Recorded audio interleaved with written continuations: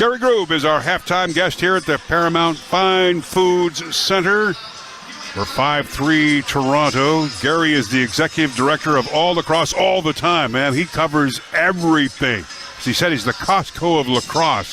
He's also the executive director of Streampunk Entertainment, which is a part of his online category.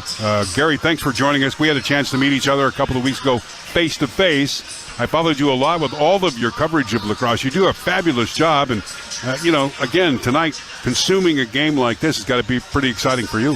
This is fantastic. Thank you so much for having me on. Yeah. It's a pleasure to see you again, and it was a great time a couple of weeks ago chatting with you.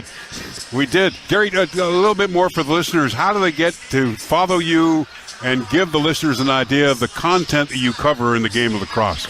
Well, you're true with that comment. We are the Costco of lacrosse. You can find us on Facebook at All Lacrosse all the time. You can find us on Instagram. You can find us on Thread. You can find us on YouTube. If you go onto our YouTube page, you can catch a whole lot of retro games. I was lucky enough to inherit the collection from Hall of Fame ref Bill Fox. Oh, yeah. Over the COVID years, and I have been converting a lot of VHS tapes onto there. There's 40 or 50 games, a lot of Bandits games from the Mill League and from the early 2000s. So if you want to see a lot of the guys behind the bench playing in their heyday, this is the chance to get it. Gary Groob is our halftime guest here at the Paramount Fine Food Center, where the Rock hold a 5-3 lead over the Buffalo Bandits. Gary is executive director of All Lacrosse all the time, and we a couple of times tonight have indicated that the St. Valentine's Day Massacre 16 years ago with Mark Stainhouse netting his 17 points, 4 goals, 13 assists. I vaguely remember the game, but certainly remember the name and Mark Stainhouse, and the record still holds today. Both records, the assist record and the points record. Yeah, and just a marvelous position, and again, a reflection of, I don't know, do you have that game posted? Can you find that game? It's on my All Lacrosse all the time. That game is on in its entirety. 25-10, the score of that game. And again, Mark Stainhouse with the 17 points and setting the record again for assists and number of points. Gary, other things that you cover very interesting, and again, giving fans an opportunity to learn more about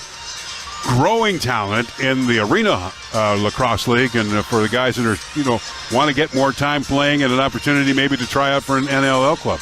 I am the media guy for the Arena Lacrosse League, and of course, as we know, that's the NLL feeder league, and it is a fantastic league. It gives guys an opportunity to become pros and stay pros, from the coaching right up to how to perform and how to be on and off the floor.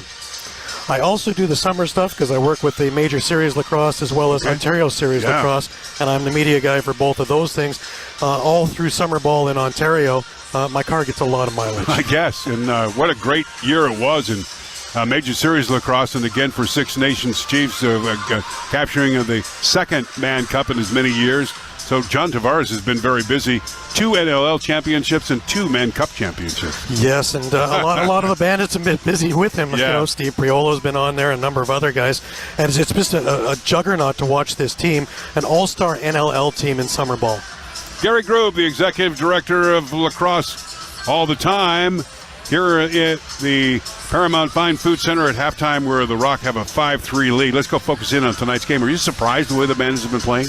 I'm not in the second quarter, I'm not. The first quarter, I think they were a little sluggish. They've had a week and a half off, and maybe just get their feet moving a little bit. And the Rock, to their credit, came out very, very aggressive. Yeah. The second quarter, a whole different story. Buffalo got their legs back.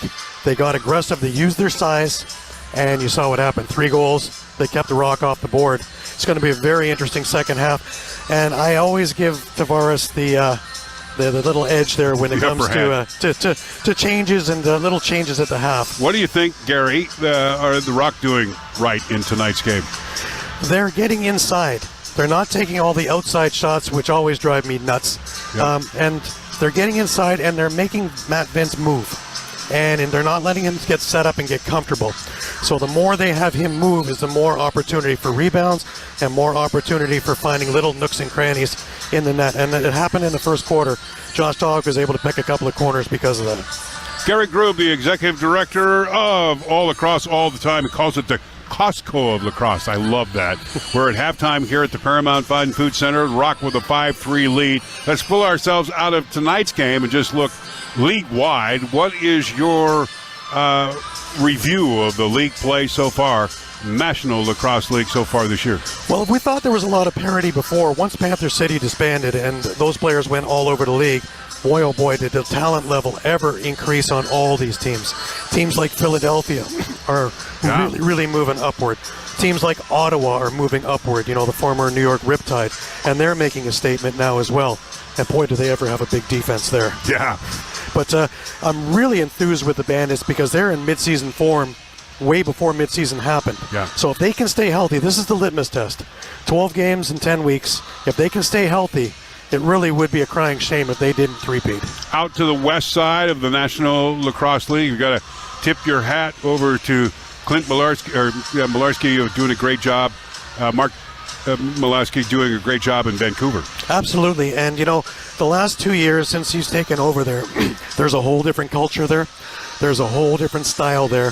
The fans have come back. It's become a real home game when they're playing there.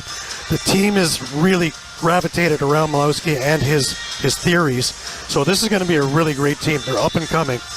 The other team out in the West that's really, you know, we don't give Josh Sanderson enough credit as a coach, but Calgary, they're finding ways to win week in and week out, whether it's in overtime or whether it's last-second goals, but they keep finding unique ways to win, and Jesse King has just had a great year so far.